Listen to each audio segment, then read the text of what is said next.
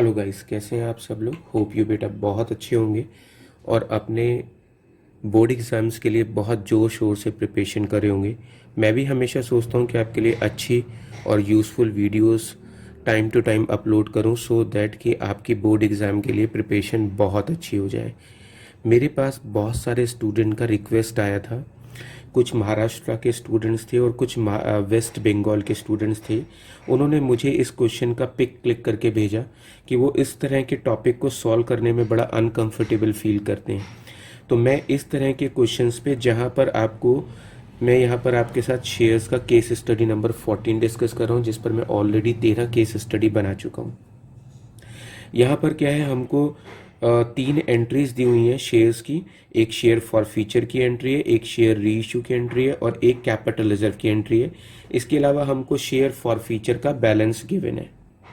इससे related 1 2 3 4 5 6 7 total 7 MCQs हैं जो हमें उसको समझकर सॉल्व करने हैं।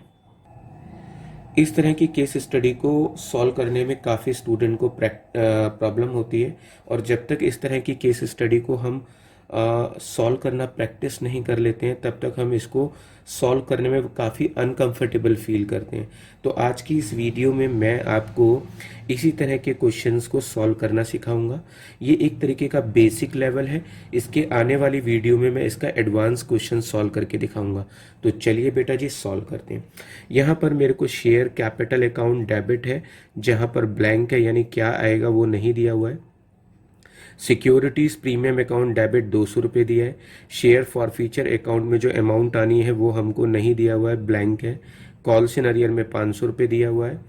इसके अलावा dash share of ₹10 each dash called up, कितने शेयर्स हैं वो ब्लैंक है।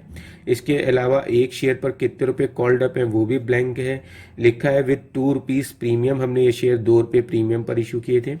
फॉरफिटेड है फॉर नॉन पेमेंट ऑफ, कितने रुपए की इंस्टॉलमेंट नहीं दी ये नहीं बताया उसने। इंक्लूडिंग प्रीमियम यानी उसने प्रीमियम का पैसा भी नहीं दिया है। डन। उसके बाद हमने शेयर री इशू किए तो बैंक में कितना पैसा आएगा वो भी हमारे पास ब्लैंक है, ब्लैंक है। इसके अलावा शेयर फॉर फीचर में 70 रुपीज़ है। इसके अलावा शेयर कैपिटल में हमको कितना अमाउंट आएगा वो हमारा ब्लैंक है। यहाँ पर लिखा है dash share of ₹10 each reissued at ₹7 each dash paid up, कितने रुपए पेड अप है वो भी मिसिंग है। Share forfeiture to capital reserve में टोटल अमाउंट दोनों साइड की मिसिंग है, क्या आएगा ये हमको नहीं दिया हुआ। और शेयर फॉर फीचर अकाउंट दिया हुआ है। अब इसके बेसिस पर हमें वो 7 एमसीक्यू सॉल्व करके दिखाने हैं। बेटा जी जब इस तरह का क्वेश्चन एग्जाम में आएगा तो याद रखिएगा, इस तरह का क्वेश्चन दो तरीके से सॉल्व होता है, दो चीज़ों की हेल्प से सॉल्व होगा। पहला, जो नरेशन लिखी हुई है उसके बेसिस पर, और ये जो शेयर फॉर फीचर का अकाउंट दिया हुआ है इसके बेसिस पर सॉल्व होगा। शेयर फॉर फीचर अकाउंट में यहाँ पर हमको शेयर कैपिटल दिया हुआ है, इधर शेयर कैपिटल दिया हुआ है, इधर कैपिटल रिजर्व दिया हुआ है, इधर बैलेंस दिया हुआ है और नीचे टोटल सम दिया हुआ है। अगर मैं आपको छोटी सी बात बताऊं, मान लीजिए अगर मैं शेयर फॉर फीचर का अकाउंट बना रहा हूं बेटा जी, तो शेयर फॉर फीचर के अकाउंट में जो शेयर फॉर फीचर के अपोजिट होता है वो हम लिखते हैं। तो शेयर फॉर फीचर अकाउंट में जो भी डिजिट आ रही है, शेयर फॉर फीचर के अपोजिट में क्या है, शेयर कैपिटल, तो शेयर कैपिटल डेबिट है तो क्या होगा, शेयर फॉर फ्यूचर अकाउंट में क्रेडिट होगा। चलिए आपको ऐसे समझ में नहीं आ रहा, मैं एग्जाम्पल लेकर समझाता हूँ। मान लीजिए मैंने सैलरी पे की 1000 रुपये की, तो बेटा जी क्या एंट्री बनेगी, एंट्री बनेगी salary account debit to cash, कितने रुपए बेटा जी 1000 रुपये। अब अगर मैं कैश का अकाउंट बना रहा हूँ तो सैलरी डेबिट है तो कैश के अकाउंट में किस साइड जाएगी, क्रेडिट साइड में जाएगी, और अमाउंट कौन सी लिखेंगे, कैश वाली। एक और एग्जाम्पल समझाता हूँ। मान लीजिए मैंने रोहन को 500 रुपये दिए, टोटल 500 रुपये देने थे, मैंने उसको 400 रुपये दे दिए और 100 रुपये का डिस्काउंट हो गया। अब मान लीजिए मैं कैश अकाउंट बना रहा हूं, तो बेटा जी कैश अकाउंट में क्या होगा, कैश अकाउंट में हम देखेंगे कि अपोजिट क्या है, रोहन डेबिट है तो हम क्या करेंगे, बाई साइड में लिखेंगे कैश अकाउंट के, और अमाउंट कौन सी लिखेंगे, अमाउंट लिखेंगे ये वाली। तो यहाँ पर हमने लिख दिया 400। इसी तरीके से बेटा जी इस क्वेश्चन में क्या हो रहा है, यहाँ पर शेयर फॉर फीचर में जो अमाउंट आनी है वहां पर शेयर कैपिटल दिया है, तो शेयर फॉर फीचर के अगेंस्ट क्या दिया है, शेयर कैपिटल और सिक्योरिटी प्रीमियम दिया हुआ है। अब शेयर फॉर फीचर के अगेंस्ट शेयर कैपिटल है तो शेयर कैपिटल डेबिट है तो हम किस साइड लिखेंगे, क्रेडिट साइड। तो इसका मतलब ये कि शेयर फॉर फीचर में अमाउंट कितनी आएगी, 500 रुपये। अब आप ऐसे समझ सकते हैं, यानी कि ये वाले 500 रुपये शेयर फॉर फीचर में यहाँ आएंगे। यानी जब हम जनरल एंट्री से लेज़र में पोस्टिंग करते हैं तो जो कंसेप्ट हम वहाँ लगाते हैं वही कंसेप्ट हम यहाँ लगा रहे हैं। कैश का अकाउंट बना रहे हैं, सैलरी डेबिट है तो कैश के अकाउंट में किस साइड जाएगी, credit side. Rohan to cash to discount है, अब कैश का अकाउंट बना रहे हैं तो अपोजिट में कौन है, रोहन। रोहन डेबिट है तो किस साइड आएगा, क्रेडिट साइड, लेकिन अमाउंट वो लिखते हैं जो कैश में होती है। ऐसे शेयर फॉर फीचर के अगेंस्ट कौन खड़ा है, शेयर कैपिटल। अब शेयर कैपिटल डेबिट है तो किस साइड आएगी, क्रेडिट साइड आएगी। यहाँ पर 500 रुपये दिए, इसका मतलब यहाँ 500 आएंगे। यहाँ पर दिया है कि हमको एक शेयर पे कितने रुपए का प्रीमियम दिया है, 2 रुपये का। बेटा जी 200 रुपये का प्रीमियम नहीं मिला है। अगर 200 रुपये को 2 से डिवाइड करूँ, मैं 2 से डिवाइड करूँ तो इसका मतलब मेरे पास कितने शेयर्स थे, मेरे पास 100 शेयर्स थे। 100 शेयर्स थे मेरे पास और 2 रुपये के हिसाब से कितना प्रीमियम नहीं मिला, 200 का। अब बेटा जी यहाँ पर टोटल कितने हो गए, 1000। 1000 में से 200 गए तो यहाँ कितने आ जाएंगे, 800 रुपये। तो 800 को अगर मैं 100 से डिवाइड करूँ तो इसका मतलब ये हुआ कि एक शेयर पे हमने 8 रुपये मांगे थे, तो 100 इंटू 8 रुपये। डन। अब आप समझ रहे हैं किस तरीके से क्वेश्चन सॉल्व हो रहा है। ये वाली डिजिट को हमने यहाँ पे पोस्ट किया, दोनों का टोटल 1000, 1000 में से 200 घटाया, 800 आया। 200 को 2 से डिवाइड किया तो 100 शेयर आए। 800 को 100 से डिवाइड किया तो एक शेयर पे आया 8। इसका मतलब ये है कि हमने 8 रुपीज़ कॉल्ड अप है, 8 रुपीज़ कॉल्ड अप है ईच शेयर पे। Done. 8 rupees called up on each share है। ये मैंने आपको समझाने के लिए यहाँ लिख दिया ताकि हमें पता रहे।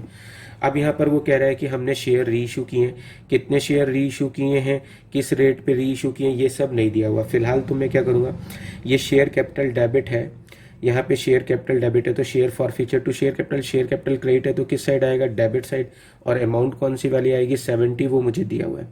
कैपिटल लेजर में 280 है तो हम लास्ट एंट्री तो बना सकते हैं 280 की। ये लास्ट एंट्री हमारी 280 की बन गई। अब मुझे इस वाली डिजिट को सॉल्व करना है। यहाँ पर लिखा है dash share of ₹10 each reissued at ₹7 each. हमने एक शेयर 7 रुपये का बेचा है, कितने रुपये पेड अप था, नहीं दिया हुआ। बेटा जी हमारा एक शेयर 8 का था, मैंने 8 वाले शेयर को 7 रुपये में री इशू किया है। 8 वाले शेयर को अगर मैंने 7 रुपये में री इशू किया, क्योंकि एक शेयर तो 8 रुपये का है, क्योंकि जो कॉल्ड अप होता है वही पेड अप होता है जब तक कि फुली पेड अप वर्ड ना लिखा हो। तो यानी यहाँ पर जो कॉल्ड अप है वो ही यहाँ पर पेड अप है। तो 8 वाले शेयर को मैंने 7 में बेचा तो पर शेयर बेटा जी लॉस कितना हुआ है, सर हमको पर शेयर लॉस हुआ है 1 रुपये का। तो बेटा जी मुझे एक शेयर पे 1 रुपये का लॉस हुआ है, तो यहाँ पे मुझे जो 70 रुपये का लॉस हुआ है उसे अगर मैं 1 रुपये से डिवाइड करूँ तो कितने शेयर पे लॉस हुआ होगा, 70 शेयर पे। 70 शेयर पर 1 रुपये के हिसाब से बेटा जी कितने रुपये का लॉस हुआ, 70 का। इसका मतलब मैंने 70 शेयर री इशू किए। अब 70 शेयर बेटा जी मैंने किस रेट से बेचे हैं, 7 रुपये के रेट पे री इशू किए। तो बैंक में कितने आएंगे, 490 रुपये। इसके अलावा 70 इंटू 8 बेटा जी यहाँ पर कितने आएंगे, 560 रुपये। तो यहाँ पर हमारी एंट्री कंप्लीट हो गई। यहाँ पर हमने जो एंट्रीज बनाई है वहाँ पर हमने बस ये वाला शेयर कैपिटल जब हमने यहाँ पे पोस्ट कर दिया तो उससे हमारा पूरा क्वेश्चन सॉल्व होता चला गया। इस वाली एंट्री को कैसे किया हमने, हमें 70 रुपये का लॉस दिया हुआ है, हमने 8 वाला शेयर 7 में बेचा है, एक शेयर पे 1 रुपये का लॉस हुआ है, तो 70 रुपये का लॉस डिवाइड बाई 1 रुपये, तो यानी कितने शेयर पे लॉस हुआ है, 70 शेयर पे, उसके हिसाब से हमने एंट्री बना ली। अब बेटा जी यहाँ पर हमें समझ में ये आया कि हमारे पास 100 शेयर्स थे, 100 शेयर्स थे बेटा जी, वो हमें 500 रुपये दे चुका है और 500 रुपये नहीं दिए, यानी 100 शेयर पर उसने 500 रुपये यानी 5 रुपये नहीं दिए और 100 शेयर पर उसने हमें 5 रुपये दे दिए। तो बेटा जी 5 रुपये रिसीव हो चुके हैं। तो यानी ये 100 शेयर्स पे हमें कितने रुपये दे चुका था, 100 शेयर्स पे मुझे 5 रुपये दे चुका था। इतने मेरे पास शेयर्स हैं, 100 शेयर्स पे वो 5 रुपये दे चुका है। इसमें से मैंने कितने शेयर री इशू कर दिए हैं, जितने शेयर री इशू कर दिए उनका कैपिटलिज्म निकालते हैं, आपको पता है CRG माइनस L। हमने कितने शेयर बेच दिए हैं, 70 शेयर हमने री इशू कर दिए। एक शेयर पे 5 रुपये का फायदा हुआ, 1 रुपये के लॉस पे बेचे, तो इसका मतलब हमारा कैपिटलिज्म का आंसर कितना आएगा, 280। चेक करो बेटा जी आंसर आ रहा है। कितने शेयर री इशू नहीं किए हैं, 30 शेयर री इशू नहीं किए, ये हो गया नॉट री इशू। जो नॉट री इशू है उसको इंटू कर दें गेन से, तो 30 इंटू 5 रुपये का गेन है, तो शेयर फॉर फ्यूचर का बैलेंस कितना होगा आफ्टर री इशू, 150। तो एग्जाम में टीचर कुछ भी पूछ सकता है, इसलिए मैंने आपको बताया कैपिटलिज्म भी निकाल के चेक कर लिया, और इसके अलावा हमने री इशू का जो नॉट शेयर री इशू है उनका भी हमने शेयर फॉर फ्यूचर का बैलेंस निकाल लिया। अब इसके बेसिस पे हम अपने MCQs को सॉल्व करते हैं। जी बेटा, यहाँ पर पहली एंट्री में पूछा है शेयर कैपिटल अकाउंट में कितने रुपए आएंगे, तो बेटा जी कितने रुपए आएंगे, 800 रुपये, तो इसका आंसर हो गया बी। यहाँ पर लिखा है शेयर फॉर फ्यूचर अकाउंट कितने रुपए से क्रेडिट होगा, बेटा जी 500 रुपये से, तो इसका आंसर हो गया सी। यहाँ पर पूछा है नंबर ऑफ शेयर्स फॉरफिटेड, बेटा जी 100 शेयर फॉरफिट किए थे, इसका आंसर हो गया ए। यहाँ पर इसने पूछा ऑन री issue of forfeited share bank account में कितने पैसे आएंगे, बेटा जी 490 रुपये आएंगे, इसका आंसर हो गया बी।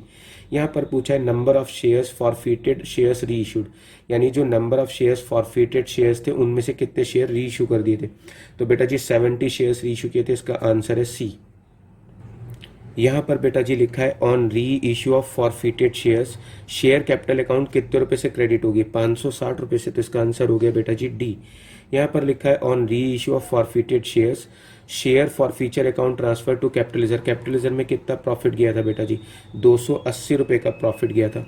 तो बेटा जी यहाँ पर मेरी थोड़ी सी टाइपिंग मिस्टेक है, मैं यहाँ पर इसका ऑप्शन 280 कर देता हूँ, तो यहाँ पर इसका आंसर रहेगा 280। ये आंसर हमें ऑलरेडी गिवन था, तो यहाँ पर बस हमें वैल्यूज पुट करनी थी, तो इसका आंसर आएगा 280। डन। तो बेटा जी होप यू आपको इस वीडियो से इस तरह का क्वेश्चन अगर एग्जाम में आता है तो कैसे सॉल्व करते हैं वो आ गया होगा। मैंने सिर्फ इतना किया कि ये जो शेयर कैपिटल थी इसको मैंने यहाँ पर पुट कर दिया शेयर फॉर फ्यूचर में, इसके टोटल में से इसे घटाकर ये आ गया, 200 को 2 से डिवाइड किया तो मेरे पास नंबर ऑफ शेयर्स आ गए। नंबर ऑफ शेयर से मुझे पता चल गया कि एक शेयर पे कितने रुपए कॉल्ड अप थे, इसके अलावा एक शेयर पर हमें कितने रुपए मिल चुके थे। उसके बाद हम लोगों ने यहाँ पर 70 रुपये बेचे हैं, 70 रुपये का लॉस हुआ है री इशू में। एक शेयर 8 का था बेटा जी, 8 वाला शेयर 7 में बेचा तो पर शेयर लॉस कितना था, 1 का, तो बेटा जी मैंने 70 को 1 से डिवाइड किया तो 70 शेयर री इशू निकल कर आ गए। तो अब आपको समझ में आ गया होगा कि इस तरह के क्वेश्चन को कैसे सॉल्व किया जाता है। आप इस तरह के क्वेश्चंस को सॉल्व करने में एक्सपर्ट हो जाएं, इसके लिए मैंने एक प्रैक्टिस क्वेश्चन बनाया है, और वो प्रैक्टिस क्वेश्चन इस तरीके से दिया हुआ है। यहाँ पर आपको 3 एंट्रीज दी हैं और ये शेयर फॉर फ्यूचर अकाउंट दिया है। आप इसका स्क्रीनशॉट खींच लीजिए, मैं आपको थोड़ा सा कुछ सेकंड का टाइम दे रहा हूँ, आप इसका स्क्रीनशॉट खींच लीजिए। ये इससे रिलेटेड 1 2 3 4 5 6 7 MCQs हैं, इसका भी आप स्क्रीनशॉट खींच लीजिए। आप इस क्वेश्चन को सॉल्व करिएगा और सॉल्व करने के बाद जो भी आपके आंसर्स होंगे वो आप इस वीडियो के कमेंट बॉक्स में शेयर करिएगा। सो ऑन मैं फ्यूचर में आपके साथ आंसर्स डिस्कस करूंगा कि आपके आंसर ठीक हैं या गलत हैं। अगर ये वीडियो आपको अच्छा लगा हो, इन्फॉर्मेटिव और यूज़फुल लगा हो, और आप इसी तरह के और वीडियोस को देखना चाहते हैं तो चैनल को सब्सक्राइब करिएगा, और वीडियो सच में अच्छा और यूज़फुल हो तो इसे अपने और फ्रेंड्स के साथ शेयर करिएगा। अगर बेटा आपको ये वीडियो अच्छा लगा है तो प्लीज़ सब्सक्राइब द चैनल और इस वीडियो को अपने फ्रेंड्स के साथ ज़्यादा से ज़्यादा शेयर करें।